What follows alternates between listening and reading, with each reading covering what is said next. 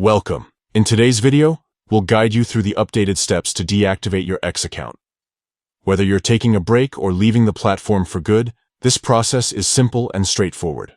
Let's get started. First, open the X app on your mobile device. Once it's loaded, tap on your profile picture in the top left corner of the screen. This will open a side menu. From here, select Settings and Support. Next, under Settings and Support, tap on Settings and Privacy.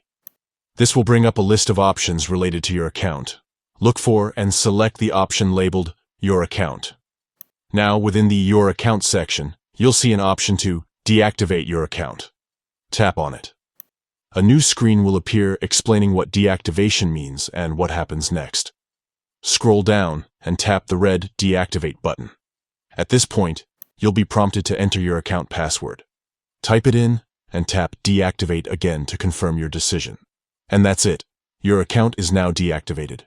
Keep in mind that deactivating your account doesn't delete it immediately. X gives you a 30-day grace period where you can log back in to reactivate your account if you change your mind. If you don't log in during this time, your account will be permanently deleted. Thank you for watching.